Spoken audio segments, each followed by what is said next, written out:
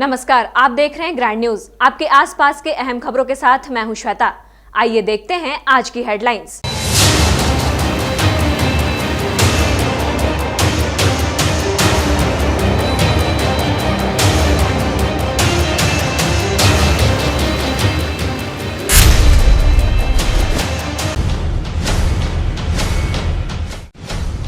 इंदौर की महिला ने फिर मुआवजे के लिए कलेक्टर जनदर्शन में लगाई गुहार। 6 साल पूर्व शहर में होर्डिंग गिरने से हुई थी उसके पति की मौत।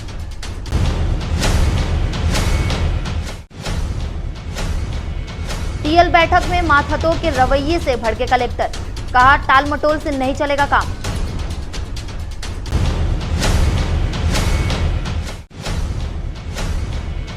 हाई कोर्ट के नवनियुक्त न्यायाधीशों ने संभाला कार्यभार, चीफ जस्टिस ने दिलाई शपथ।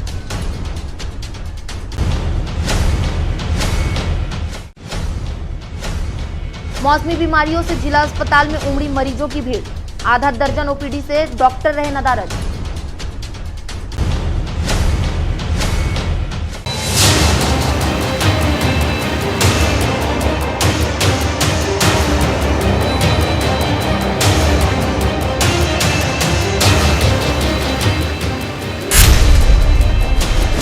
ये थी हेडलाइंस, अब खबरें विस्तार से। सिलपहरी धूमा हाईवे में सड़क में बैठे 7 मवेशियों को भारी वाहनों ने रौंद दिया। इसके बाद कुछ जागरूक ग्रामीणों ने गौ रक्षकों को सूचना दी। उन्होंने मौके पर पहुंचकर मृत मवेशियों का अंतिम संस्कार तथा घायल मवेशियों का उपचार किया। पानी बरसात के दिनों में आवारा मवेशी सड़कों पर डेरा जमा लेते हैं। मवेशियों में रेडियम बैंड नहीं बंधा होने के कारण तेज गति से फर्राटा भरने वाले वाहन उन्हें नहीं देख पाते, जिसके कारण आए दिन इस तरह की घटनाएं होती है। आज सुबह 7 बजे हमें सूचना मिली कि धूमा नेशनल हाईवे में किसी वाहन ने गौ माताओं को एक्सीडेंट कर दिया है, जिसमें 7 गौवंश मृत हो चुकी हैं और 1 गौवंश घायल है। जिसमें हम लोगों ने ग्रामीणों के सहयोग से पुलिस प्रशासन को बुलाया और यहाँ पर देखा प्रशासन की पूरी टीम आई यहाँ पास और सभी का दाह संस्कार कराया गया। हमारा ग्रामीणों से यही निवेदन है कि अपने गौवंश को बांध करके रखें, ताकि इस प्रकार काल के गाल में गौवंश न समाए। और भूपेश सरकार से हमारा एक ही निवेदन है कि आपका जो गरवा नरवा घुरवा बारी जो गौठान योजना है वह केवल पेपरों तक सीमित है। इसलिए भूपेश सरकार, आप ये जो रोड में गौवंश है, आपके गौठान होने के बावजूद कैसे रोड में गौवंश घूम रही हैं, रोड में अकाल मृत्यु को मर रही हैं, और आप गौवंश को सुरक्षित करने का, संरक्षित करने का बात करते हैं और गौ माता के गौमूत्र को खरीदने की बात करते हैं। केवल कागज मात्र में ये सीमित है। इसलिए मेरा आपसे विनम्र आग्रह है कि ये जो गौवंश की दुर्दशा है यह जल्द से जल्द बंद नहीं हुई तो हम उग्र आंदोलन की चेतावनी देते हैं। इंदौर से कलेक्टर के जनदर्शन में पहुंची महिला त्रिवेणी मानिकपुरी एक दुर्घटना में मारे गए अपने पति का मुआवजा पाने के लिए 6 साल से भटक रही है। इस बीच कई कलेक्टर आए और चले गए, लेकिन उसे न्याय नहीं मिला। गत 9 जून 2016 को महाराणा प्रताप चौक में आंधी बारिश के दौरान विज्ञापन का बोर्ड गिरने से उसके पति की मौके पर ही मौत हो गई थी। पति रामायण की मृत्यु के बाद ससुराल वालों ने त्रिवेणी तथा उसके बच्चों को भी घर से निकाल दिया। तब से वह अपने मां के यहाँ इंदौर में रह रही है तथा वहीं से न्याय पाने की उम्मीद में दर दर की ठोकरें खा रही है। वह सिलाई कढ़ाई कर अपने बच्चों का पेट पालती हैं। उसे उम्मीद है कि कलेक्टर के जनदर्शन में उसकी समस्याओं का निराकरण होगा। प्रताप चौक में प्राची स्टील दुकान के ऊपर जो अल्ट्राटेक की कंपनी की होर्डिंग लगी हुई थी, वो मेरे पति के ऊपर मतलब गिर गई थी। उसके कारण मेरे को यहाँ आना पड़ता है। 2016 से आज 2022 तक किसी अधिकारी ने इस पर किसी भी तरह से कोई ध्यान नहीं दिया, कोई कार्रवाई नहीं की। अब तो मेरे को ऐसा लगता है कि ये सभी के सभी बिकाऊ हैं, सभी के सभी, क्योंकि ना तो इनकी बीबी भटक रही है दर दर और ना ही इनके बच्चे किसी चीज़ के लिए तरस रहे हैं। अभी की डेट में मैं यहाँ, आज की तारीख में मैं यहाँ कलेक्टर साहब से मिलने के उद्देश्य से नहीं आई हूँ, बल्कि यहाँ के हर एक अधिकारी को उनकी कमजोरी का एहसास दिलाने आई हूँ। मंगलवार को टाइम लिमिट की बैठक में कलेक्टर सौरभ कुमार ने दिए गए कार्यों के निराकरण के बारे में पूछा तो अफसर जवाब देने के बजाय बगले झांकने लगे, जिस पर कलेक्टर ने कहा कि टाल मटोल करने से काम नहीं चलेगा। उन्होंने अगली बैठक में पूरी तैयारी के साथ अधिकारियों को आने के निर्देश दिए। इस दौरान उन्होंने राजस्व तथा भूमि आवंटन के मामले में अफसरों से जानकारियां ली। उन्होंने लोगों की समस्याओं के निराकरण को सर्वोच्च प्राथमिकता देने के लिए कहा। उन्होंने राजस्व अधिकारियों से वर्षा की स्थिति, धान की बुआई, खाद बीज की उपलब्धता की भी समय पर समीक्षा करने के लिए कहा। बैठक में जिले के सभी विभाग प्रमुख उपस्थित थे। मानव तस्करी पर लगाम लगाने के लिए आरपीएफ और जीआरपी से समन्वय बनाकर चाइल्ड लाइन विशेष अभियान चला रही है। मंगलवार को चाइल्ड लाइन की टीम ने रेलवे स्टेशन के प्लेटफॉर्म और ट्रेनों का भ्रमण किया। इस दौरान टीम ने बच्चों के परिजनों को पैम्पलेट बांटकर मानव तस्करी संबंधित जरूरी जानकारी देते हुए जागरूक किया। वहीं भिक्षुक और बाजारों की तरह प्लेटफॉर्म पर घूमने वाले बच्चों की जानकारी भी एकत्रित की गई। आपको बता दें कि रेलवे में मानव तस्करी संबंधित मामलों में इजाफा हुआ है। इसके मद्देनजर ही आरपीएफ जीआरपी के निर्देश पर चाइल्ड लाइन द्वारा मानव तस्करी रोकने अभियान चलाया जा रहा है। हम लोग 30 तारीख को मानव तस्करी का यहाँ पर एक दिवसीय रैली निकाला गया था। उसमें हम लोग ने यहाँ पर रैली निकाला है जिसमें आरपीएफ जीआरपी मिल करके मानव तस्करी रोकने के विषय पर रैली निकाले। यहाँ दिन प्रतिदिन यहाँ चाइल्ड लाइन के स्टाफ आरपीएफ जीआरपी के साथ मिल करके आउटरीच करते हैं। ट्रेनों में देखते हैं कि कहीं बाल तस्करी, मानव तस्करी हो रही है कि नहीं करके। अभी बीच में ही 6 बच्चे हमको मिले थे जिसपे आरपीएफ और चाइल्ड लाइन मिलकर काम की थी। रेल मंत्रालय के द्वारा रेलवे स्टेशनों पर स्थित पूछताछ काउंटर के नाम को परिवर्तित कर सहयोग नाम किया गया है। रेलवे स्टेशनों पर स्थित से इंक्वायरी बूथ अब सहयोग के नाम से जाने जाएंगे। भारतीय रेल यात्रियों की सुविधा के मद्देनजर प्लेटफॉर्म पर ट्रेनों से संबंधित आवश्यक पूछताछ के लिए सभी महत्वपूर्ण रेलवे स्टेशनों में पूछताछ काउंटर उपलब्ध कराए गए हैं। इन पूछताछ काउंटरों के जरिए रेल यात्री ट्रेनों की स्थिति और ट्रेनों के किस प्लेटफॉर्म पर आगमन होगी इसकी जानकारी सहित स्टेशन पर आने वाली ट्रेनों से जुड़े अहम जानकारियां हासिल करते हैं।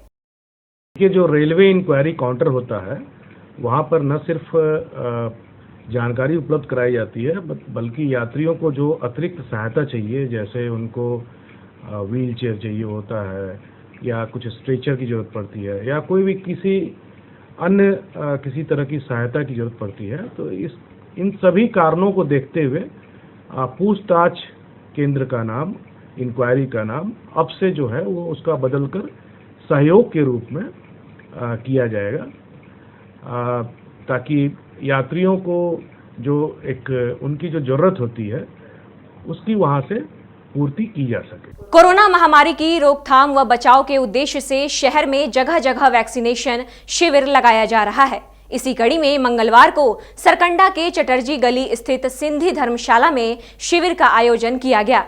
सुबह 10 बजे से शाम 4 बजे तक चले इस शिविर में लोगों का वैक्सीनेशन किया गया, जिसमें सरकंडा क्षेत्र के अलावा अन्य मोहल्ले से सभी लोग शिविर स्थल पहुंचे थे।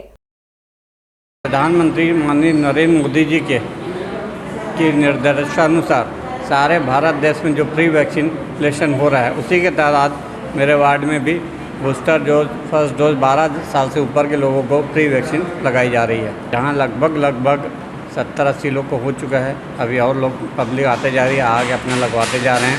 सुविधा अनुसार उन लोग अपना वैक्सीन लगवा के जा रहे हैं। वैक्सीन लगवाने हैं। हमारे वार्ड के पार्षद के द्वारा यहाँ शिविर लगाया गया है, तो अस्पताल में लाइन में लगती बहुत टेंशन होती थी, यहाँ आसानी से हो गया, पास में भी है और धर्मशाला है तो यहाँ हो गया हमारे वार्ड के द्वारा, पार्षद के द्वारा, और आसानी से हो गया। कर्मचारी अधिकारी फेडरेशन के नेता वेतन देयक को लेकर कोषालय अधिकारी से मिले। दोनों के बीच लगभग 1 घंटे बातचीत हुई। यह बातचीत हड़ताल अवधि का वेतन देयक को लेकर थी। कोषालय अधिकारी विकास ठाकुर ने प्रतिनिधि मंडल से कहा कि वे कलेक्टर से मार्गदर्शन ले रहे हैं, जैसा उनसे आदेश प्राप्त होगा विभागों के कर्मचारियों को वेतन दे दिया जाएगा। ध्यान रहे कि हर विभागों का वेतन देयक हर महीने की अंतिम सप्ताह में कोषालय में जमा होता है, लेकिन इस अवधि में कर्मचारी अधिकारी फेडरेशन की 25 जुलाई से 29 जुलाई तक महंगाई भत्ते की मांग को लेकर धरना आंदोलन था, जिसके कारण अधिकारी कर्मचारियों का वेतन देयक जमा नहीं हो पाया।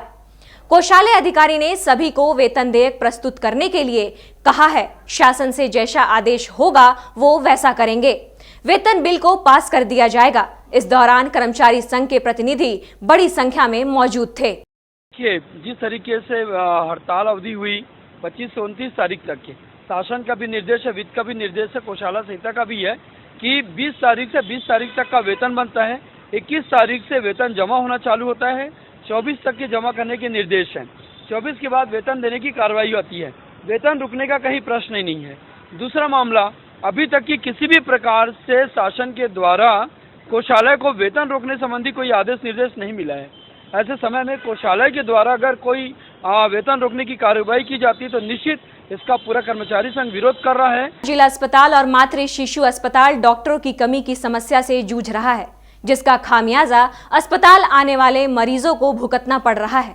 अन्य दिनों की तरह मंगलवार को भी अस्पताल में बड़ी संख्या में मौसमी बीमारी के मरीज पहुंचे, जहां मरीजों का उपचार इसलिए प्रभावित हो गया क्योंकि जिला अस्पताल के आधा दर्जन से अधिक डॉक्टर अस्पताल से नदारत रहे, जिसमें नेत्र विभाग, मेडिसिन विभाग, ऑर्थोपेडिक विभाग के डॉक्टर शामिल हैं। यही वजह रही कि बड़ी संख्या में अस्पताल पहुंचे मरीजों को संभालने हर एक ओपीडी कक्ष में एक चिकित्सक ही नजर आए। वहीं ओपीडी क्रमांक 4 और आकस्मिक चिकित्सा इकाई में तो डॉक्टर ही नहीं थे।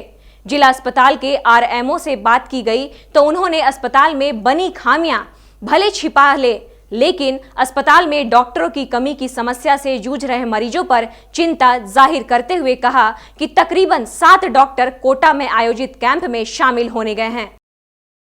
नहीं, हमारे पास उन्हीं डॉक्टरों को भेजा गया है जो हमारे अस्पताल में एक समय है जहाँ पर मतलब ओपीडी खाली ना हो। उसी आधार पर लोगों को कैंप ड्यूटी लगाए हैं। कुछ डॉक्टर का सहयोग हम लोगों ने मतलब सीएसपी से भी मतलब कि मांग की गई है, जहाँ पर यहाँ व्यवस्था प्रभावित हो रही थी। इससे कि देखा जाए तो अभी कोई ऐसी अव्यवस्था का कोई प्रश्न नहीं है। छत्तीसगढ़ उच्च न्यायालय में नवनियुक्त दोनों न्यायाधीशों को मंगलवार की सुबह शपथ ग्रहण कराया गया। उच्च न्यायालय के हॉल नंबर 1 में आयोजित गरिमामय समारोह में उच्च न्यायालय के मुख्य न्यायाधीश अरुण गोस्वामी ने नवनियुक्त न्यायाधीश राकेश मोहन पांडे एवं न्यायाधीश राधा किशन अग्रवाल को शपथ दिलाई। मालूम हो कि न्यायाधीश श्री अग्रवाल उच्च न्यायिक सेवा से हैं एवं न्यायाधीश श्री राकेश मोहन पांडे बारकोटे से हैं।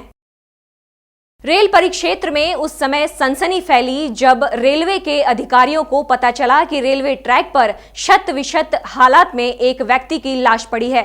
मौके पर पहुंची जीआरपी की टीम व्यक्ति ने मृतक के संबंध में जानकारी जुटाने प्रयास किया, परंतु मंगलवार तक मृतक के संबंध में कोई जानकारी हासिल नहीं हुई।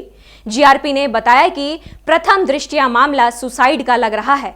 फिलहाल शिनाख्ती कार्रवाई तक शव जिला अस्पताल के मरश्यूरी में रखवाया गया है। स्टेशन मास्टर के द्वारा सूचना मिली कि एक अज्ञात व्यक्ति गजरा चौक बाईपास के पास मृत अवस्था में पड़ा हुआ है। इस सूचना के आधार पर प्रधान आरक्षक जालान द्वारा मौके पर जाकर निरीक्षण किया गया। मृतक को देखने पर ऐसा लगता है कि उसके द्वारा आत्महत्या की गई है और उसके वारिसान की पतासाजी की जा रही है और शव को पीएम हेतु मरचुरी जिला अस्पताल बिलासपुर में रखा गया। जिले की वृहद सिंचाई परियोजना अरपा भैंसाजार बांध पर्यटन की दृष्टि से भी अहम स्थान रखता है। लबालब भरे बांध के साथ चारों ओर बिखरी हरियाली को देखने और सुकून के साथ कुछ पल बिताने अच्छे खासे तादाद में रोजाना पर्यटक यहां पहुंच रहे हैं। शहर से लगभग 30 किलोमीटर की दूरी पर स्थित अरपा भैंसाजार बांध को पर्यटन की दृष्टि से बढ़ावा देने के लिए सिंचाई विभाग की ओर से यहां 3 बड़े-बड़े उद्यान विकसित किए गए हैं, जो यहां पहुंचने वाले पर्यटकों के लिए आकर्षण का केंद्र बना हुआ है। चारों ओर प्राकृतिक वातावरण के साथ हरियाली को देखने पर्यटक यहां बड़ी संख्या में पहुंच रहे हैं, परंतु इसके विपरीत पर्यटकों के लिए शौचालय, कैंटीन एवं बिजली जैसी मूलभूत सुविधाओं का ना होना पर्यटकों के मन को कचोटता है। इसके अलावा बजट के अभाव में रेस्ट हाउस का काम भी ठप पड़ा हुआ है। शासन यदि यहां पहुंचने वाले पर्यटकों को ध्यान में रख अन्य सुविधा बहाल करती है तो आने वाले दिनों में यह एक महत्वपूर्ण पर्यटक केंद्र के रूप में उभर कर सामने आएगा। गांव क्षेत्र से आए हैं। अरपा झार जो बैराज है, चलो देख के आते हैं वहाँ का अभी जल स्तर कैसा चल रहा है। उसी के कारण सभी मित्र लोग एक साथ आए हैं। यहाँ आने के बाद हम लोगों को यहाँ का माहौल स्थिति सब अच्छा लगा और उसी कारण घूमने आए थे। और यहाँ जो अन्य व्यवस्था है विभाग के द्वारा वो और अच्छे से संचालित हो तो आने जाने वाले जो पर्यटक है उसको और आनंद महसूस होगा। अच्छा नज़ारा तो है पर ना पर्याप्त सुविधाएं नहीं है, जैसे कि प्रॉपर से वॉशरूम्स नहीं है या जो बेसिक सुविधाएं होनी चाहिए जैसे पीने के पानी की सुविधा, बिकॉज उन सारी चीज़ों की प्रॉब्लम है। बाकी यहाँ व्यू अच्छा है। अगर सरकार इस तरफ पर्यटन के क्षेत्र में मूलभूत सुविधाएं भी देती है, सड़क को भी अगर इम्प्रूव करवाती है ना, तो यहाँ पे आने वाले पर्यटन क्षेत्र मतलब विकसित हो पाएगा ये पर्यटन क्षेत्र। यहाँ का नज़ारा काफ़ी अच्छा था। हम लोगों पूरा आते वक्त पूरा एंजॉय किए। यहाँ काफ़ी प्राकृतिक नेचर है, काफ़ी पानी की चहचहाहट हमको बहुत ही अच्छा लग रहा है, सुनने में बहुत ही मधुर ध्वनि फील कर रही है। और रही बात यहाँ की सुधार की, बस थोड़ा जो शासन अगर रोड को सुधार पाए तो हमको और भी आने में आसानी हो और टूरिस्ट यहाँ आने जाने में सुविधा हो, बस यही है। ये थी आज की ग्रैंड न्यूज़ की तमाम खबरें। आपसे फिर होगी मुलाकात, तब तक के लिए नमस्कार।